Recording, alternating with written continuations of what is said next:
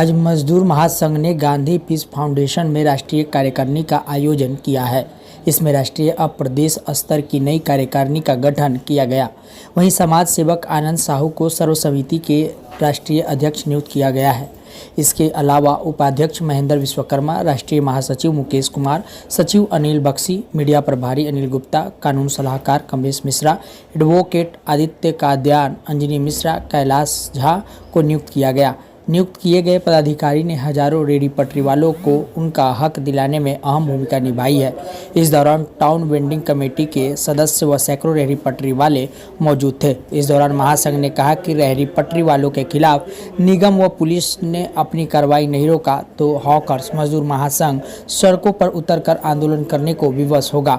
वहीं महासंघ के राष्ट्रीय सचिव अनिल बख्शी ने बताया कि वेंडिंग कमेटी ने उजारे गए रेहड़ी पटरी वालों को पुनः बसाने की अपील के साथ ही राजधानी में एमसीडी, एनडीएमसी, दिल्ली पुलिस व लोक निर्माण विभाग रेहड़ी पटरी वालों को आए दिन उजर रहे हैं। इस पर रोक लगाने की मांग। वहीं रेहड़ी पटरी लगाकर अपने परिवार का भरण पोषण कर रहे, लेकिन विभाग इन्हें उजारने पर तुले हुए है। महासंघ की शिकायत है कि Dabri Mor, Lal Qila, AIIMS parade ground, link road, Janakpuri, Pul Mithai, Kamla नगर, लाजपत नगर स्थान इत्यादि जगहों से दिल्ली नगर निगम व पुलिस ने हजारों रेहड़ी पटरी वालों को बेरोजगार कर दिया है। वहीं इन लोगों की अर्थव्यवस्था में अहम भूमिका है। इनको बेरोजगार किए जाने पर हॉकर्स मजदूर महासंघ इसकी घोर निंदा करता है। इसी तरह निगम पुलिस ने अपनी कार्रवाई को रोका तो हॉकर्स मजदूर महासंघ सड़कों पर उतरकर आंदोलन करने को विवश होगा। आप देख रहे हैं सरल न्यूज। अनिल गुप्ता की यह रिपोर्ट।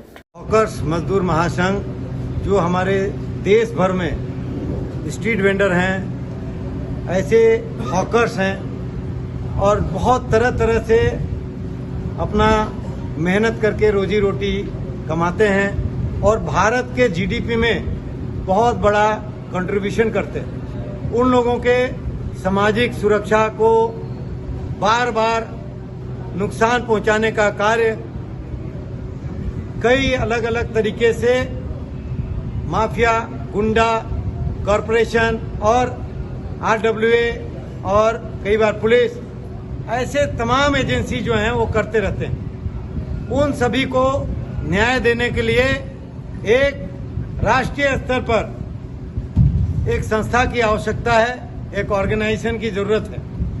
उसके लिए सभी हॉकर्स, स्ट्रीट वेंडर साथियों ने मिल करके इस संस्था को रजिस्टर करा करके और इसमें एक बकायदा चुनाव करा करके मेरे जैसा एक मजदूरों के साथी को इस संस्था का राष्ट्रीय अध्यक्ष चुना और इस संस्था के माध्यम से सारे ऐसे गरीब मजदूर हों जो असंगठित मजदूर हैं, जिसमें रेहड़ी पटरी, साप्ताहिक बाजार, कूड़ा कबाड़ी कामगार, न्यूज़पेपर हॉकर, घरेलू कामगार, मोची, धोबी, दर्जी, नाई, रिक्शा, ऑटो, टैक्सी चालक, कंस्ट्रक्शन वर्कर, कॉन्ट्रेक्चुअल वर्कर, सफाई कर्मचारी, प्लम्बर, फिटर, कारपेंटर, ऐसे खेतिहर मजदूर, चाय बगान वाले, फिशरीज वाले, ऐसे जो भी असंगठित मजदूर हैं उन लोगों का भी सुनवाई करेंगे। उसके लिए ये संस्था बनी है।